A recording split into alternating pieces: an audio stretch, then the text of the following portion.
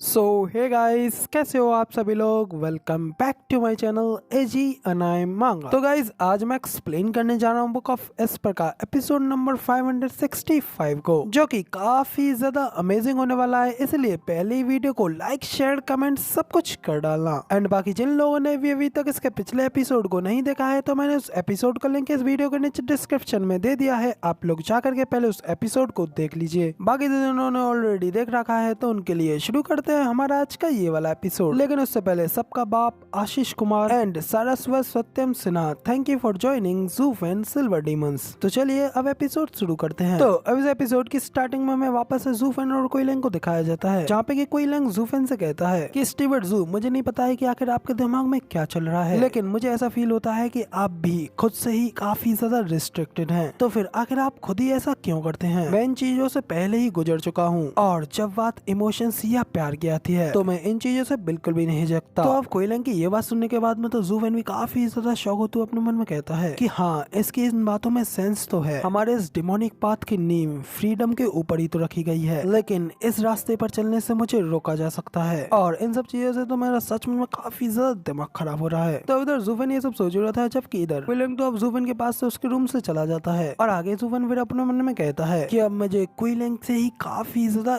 ईर्ष्या हो रही है। वो किसी भी चीज की ज्यादा चिंता किए बिना ही फ्रीली चुनाव कर सकता है, और यहाँ मेरी पुरानी समस्या तो हल नहीं हुई, जबकि मेरे दिल में एक नई चिंता और पैदा हो गई है। इधर ज़ूफेन ये सब सोच रहा होता है कि तभी वेनेवलियन फिर से गुस्से में लात मारते हुए ज़ूफेन के गेट को खोल देते हैं, और चिल्लाते हुए उससे कहते हैं कि धिक्कार है, आखिर उस रेनकॉर्न की हिम्मत कैसे हुई मुझे इस तरीके से नीची नजरों से देखने की, जैसा कि उसका मुझसे बात करना उसके वश में ना हो। ये सच में एक बकवास, एक बुलशिट है। जिसके बाद में फिर वेनेवलियन ज़ूफेन से कहते हैं कि हेवन थ्रिलिंग सेक्ट यहाँ पर तुम्हारे बारे में पूछने और तुमसे बात करने के लिए आया है, इसलिए जाओ और उन कमीने लोगों से मिल लो। तो ज़ूफेन उनसे पूछता है कि आखिर वो मुझसे क्यों मिलना चाहते हैं, और आप हमारे एक ग्रेट वेनरेबल हैं, तो क्या सिर्फ आप ही उनके लिए काफी नहीं हो? तो वेनेवलियन गुस्से में अपने दांत पीसते हुए कहते हैं कि बेशक मैं हूँ, लेकिन उन कुतियों के बच्चों की आंखों में मुझे देख करके साफ साफ खेद हो रहा था। मगर वो लोग स्पेसिफिकली तुमसे मिलना चाहते हैं, और यहाँ पर तुमसे ही मिलना चाहते हैं, इसलिए तुम्हें जाकर के उनसे मिलना चाहिए। और वैसे भी वो टियान्यू के 3 गार्डियन सेक्टों के हेड हैं, तो इसलिए हमें उनको अपनी रेस्पेक्ट शो करानी होगी। तो फिर वेनेवलियन की ये बात सुनने के बाद में ज़ूफेन उनको 1 मिनट के लिए देखता है, और फिर इसी के बाद में यहाँ पे हमारा सीन चेंज होता है, और अगला सीन हमें बाहर का दिखाया जाता है, जहाँ पे कि वो सभी लोग ज़ूफेन से मिलने के लिए आए होते हैं, और गुई हु, ची चेंगलोंग और बाकी के सभी डिसेबल्स से वो लोग कह रहे होते हैं कि तुम्हारी जगह यहाँ पर जरूरी काफी ज्यादा छोटी होगी, लेकिन लोअर 3 सेक्टों से आकर यहाँ पर एक्सपेक्ट ही क्या कर सकते हैं। तो उन लोगों की ये सारी बेइज्जती सुनते हुए भी की चेंगलोंग और गुई हु उनसे कुछ नहीं कह पाते, क्योंकि वो लोग उन लोगों के सेक्ट से भी हायर सेक्ट के होते हैं। जबकि इधर ज़ूफेन आते हुए उन्हें देखते हुए कहता है कि क्या हेवन थ्रिलिंग सेक्ट यहाँ पर मुसीबत की तलाश में आए हैं, क्योंकि दिखने में उनका लहजा तो बिल्कुल वैसा ही लग रहा है। तो वेनेवलियन कहते हैं कि मैं पक्की तरीके से श्योर नहीं हूँ, हालांकि पहले से हम दोनों के सेक्टों के बीच में कोई भी इश्यू तो है नहीं, मगर छोड़ो, तुम बस वहाँ पर जाओ और तुम्हें खुद ही पता चल जाएगा। तो अब इसी के साथ में फिर ज़ूफेन उन लोगों के सामने आ जाता है, और उसे देख हेवन थ्रिलिंग सेक्ट का यंग मास्टर कहता है, ओ तो तुम हो इन लोअर 3 सेक्टों के dark horse, demon scamming sect के स्टार ज़ूफेन। मैंने तुम्हें तब देखा था जब तुम्हारा सेक्ट मिस्टिकल हेवन सेक्ट के साथ में लड़ रहा था, और आखिर तब तुमने उस फाइट में पार्टिसिपेट क्यों नहीं किया था, और मुझे नहीं पता है कि आखिर तुम्हारे दिमाग में क्या चल रहा है, लेकिन तुम ये अच्छी तरीके से जानते हो कि आखिर अहंकारी कैसे बना जाता है। तो ज़ूफेन तो उसकी ये सारी बातें सुनने के बाद में अपने मन में कहता है कि तुम ये अच्छी तरीके से जानते हो कि मैं अहंकारी हूँ, फिर भी तुम मेरे सामने अपने इस तरीके के एटीट्यूड से आए हो, तो इसका मतलब ये है कि क्या तुम यहाँ पर अपनी पिटाई के लिए बेताब हो रहे हो। ये सब सोचते हुए फिर ज़ूफेन अपने आप को शांत कराते हुए उससे हंसते हुए कहता है कि ये बात तो हम दोनों के बीच की भी हो सकती थी, तो फिर आखिर तुम सभी लोग यहाँ पर किस लिए आए हो, और स्पेशली पर्टिकुलर तौर पर मुझसे मिलने के लिए। तो वो बंदा हंसते हुए कहता है कि हमने सुना है कि तुम यहाँ पर पूरी तरीके से बेलगाम हो गए हो, और सेक्ट भी तुम्हारा बहुत ज्यादा सम्मान करता है, और यहाँ तक कि तुम्हारे वेनरेबल भी तुम्हारी बातों को मानते हैं, तो हम लोग यहाँ पर बस इन्हीं चीजों को देखने के लिए आए हैं। जब इधर ज़ूफेन उसकी ऐसी बात सुन अपने मन में कहता है कि मुझे यकीन है कि तुम यहाँ पर सिर्फ और सिर्फ परेशानी खड़ी करके फाइट लड़ने के लिए आए हो। वो बंदा तो एरोगेंटली हंसते हुए आगे और कहता है कि अब यार तुम इतने भी ज्यादा नर्वस मत हो, क्योंकि हम लोग तो यहाँ पर सिर्फ और सिर्फ अच्छे इंटेंशन के साथ ही आए हैं, और मैं मानता हूँ कि आज तुमने मिडिल 3 सेक्टों के बीच की फाइट भी देखी होगी, तो फिर अब तुम्हें पहले से ही पता होना चाहिए कि आखिर तुम्हें क्या करना चाहिए, और मैं यहाँ पर सिर्फ केवल ये सोच करके आया हूँ कि अब तुम पूरी तरीके से आत्मसंतुष्ट हो गए होंगे, और मैं तुम्हें ये याद दिलाना चाहता हूँ कि हालात किस स्थिति में है। तो उनकी ये सारी बातें सुन करके तो ज़ूफेन स्माइल करते हुए उससे पूछता है कि हाँ, मुझे बताओ बताओ कि आखिर आज की स्टेज पर रिजल्ट क्या रहे। मैं थोड़ा बिजी था इसलिए मैं वहाँ पर जाकर के मैच नहीं देख पाया, इसलिए प्लीज आप मुझे बताएं कि आखिर वहाँ पे क्या हुआ। तो अब जूफेन की ये बात सुनकर तो वो बंदा काफी ज्यादा शॉक हो जाता है और फिर गुस्से में चिल्लाते हुए जूफेन से कहता है कि क्या तुम यहाँ पर हमारा मजाक उड़ा रहे हो, जबकि तुम पहले से इस सब के बारे में जानते हो। इस बार भले ही डबल ड्रैगन गैदरिंग में हमारा रिजल्ट खराब रहा हो और एंड पर भले ही हम मिडिल 3 सेक्टों के बीच की फाइट में लास्ट आए हो, लेकिन तुम्हारे जैसे ये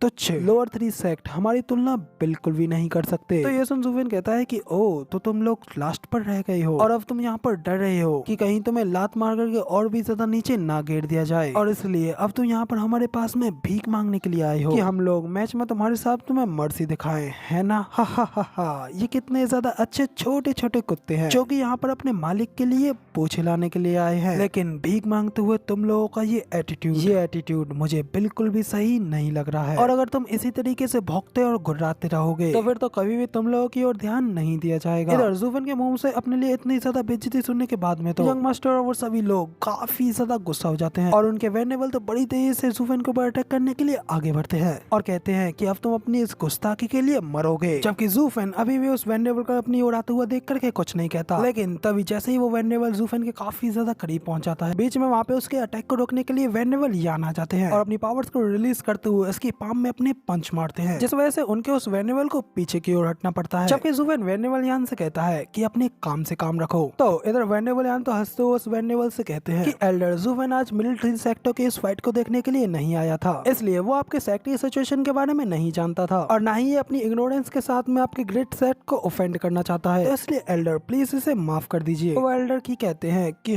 क्या कहा इग्नोरेंट, तो फिर मुझे बताओ कि आखिर उसके लास्ट वर्ड का क्या मतलब था, आखिर उसका कुत्ता कहने का क्या मतलब था। एल्डर की इस बात पे तो वेनेबल यान भी एकदम शांत पड़ जाते हैं और हेजिटेट करते हुए अपने मन में बड़बड़ाने लगते हैं। तब जूफेन उनसे कहता है कि तो फिर बताओ कि आखिर तुम लोग यहाँ पर किस लिए आए हो। तो तब उनका यंग मास्टर कहता है कि हम लोग यहाँ पर तुम लोगों को वार्न करने के लिए आए हैं कि तुम लोग अपनी औकात अपनी जगह को पहचानो और कल चैलेंज स्टेट पर पार्टिसिपेट के लिए ना आओ, इससे पहले कि तुम लोग अपने आप को बुरी तरीके से अपमानित करो। इससे अच्छा तो तुम लोग सिर्फ साइड पे खड़े होकर के ही ये सब देखते रहो। तो तब जूफेन स्माइल करते हुए उससे कहता है कि क्या ये दोनों बात बिल्कुल सेम नहीं है जो मैंने कहा। अगर तुम लोग यहाँ पर हम लोगों से नहीं डरे होते तो फिर यहाँ पे आकर के अपना मुंह चलाने के लिए क्यों ही आए होते। तो इस सब का साफ साफ मतलब तो यही है कि तुम लोग हमसे यहाँ पर डरे हुए हो, इसलिए यहाँ पर इस तरीके से टफ एक्ट करना बंद करो क्योंकि यहाँ पर कोई भी तुम लोगों से नहीं डरता है। इतना कहते हुए फिर जूफेन अपने खतरनाक किलिंग इंटेंट को रिलीज करते हुए उनके यंग मास्टर को घूरने लगता है, जिसे देख करके तो उनका यंग मास्टर भी एक पल के लिए काफी ज्यादा घबरा जाता है। फिर वो चिल्लाते हुए जूफेन से कहता है कि अब तुम यहाँ पर सिर्फ और सिर्फ मरना डिजर्व करते हो। इसका कहते हैं उसके दो पावरफुल साथी आगे बढ़ते हैं और दोनों एक दूसरे की पावर्स को कंबाइन करते हुए उन लोगों के ऊपर एक खतरनाक से अपने स्पेशल अर्थ अटैक का यूज करते हुए की चेंगलंग, गुयू और बाकी के सभी डिसेबल्स के ऊपर अटैक कर देते हैं। और वो सब कुछ इतनी तेजी से हुआ होता है कि उन लोगों को कुछ भी पता नहीं चलता क्योंकि उन लोगों के नीचे से एक काफी बड़ी स्टोन स्ट्राइक्स बाहर निकलती हैं, जिससे कि हिट होने के बाद में वो लोग घायल होते हुए पीछे की ओर गिर जाते हैं। तो तब जूफेन भी अपने साथियों को गिरता हुआ देखता है और अपने मन में कहता है एक और कंबाइन अटैक फिर से। इसके बाद फिर वो यंग मास्टर वहां से जाते हुए उन लोगों से कहता जाता है कि इस चीज को अपने लिए एक वार्निंग की तरह समझना और अगर इसके बाद भी अगर तुम लोग हम लोगों से स्टेज पर आकर के मिलते हो तो फिर मैं इस बात का कोई ख्याल नहीं रखूंगा कि हम दोनों ही सेक्ट एक ही सेम एम्पायर के हैं। हम लोग तभी देखते ही तुमको पूरी तरीके से खत्म कर डालेंगे। तो अब ये सब धमकी देते हुए फिर वो यंग मास्टर और उनकी सारी टीम वहाँ से चले जाती है। जूफेन वेनेबल यान से कहता है कि क्या अब तुम उन्हें फेस करना चाहते हो। तो वेनेबल यान गुस्से में कहते हैं कि हम लोग उन्हें मार डालेंगे क्योंकि जब हम लोग उन्हें वापस से पीछे फेंकेंगे अब हम लोग खुद मिडिल 3 सेक्ट बन जाएंगे। और अब जूफेन मेरी इस बात को अच्छी तरीके से याद रखना, वो साला घमंडी बच्चा रेनकोंग वो उनके सेक्ट लीडर रेन का बेटा है, तो तुम उसे मत मारना, बस उसे एक ऐसा सबक सिखाना जिसके के बारे में वो फिर कभी भी ना याद कर सके। तो वेनेबल यान की ये बात सुनने के बाद में जूफेन भी अपनी एक डेविलिश स्माइल पास करते हुए कहता है कि हाँ बिल्कुल मैं ऐसा ही करूंगा।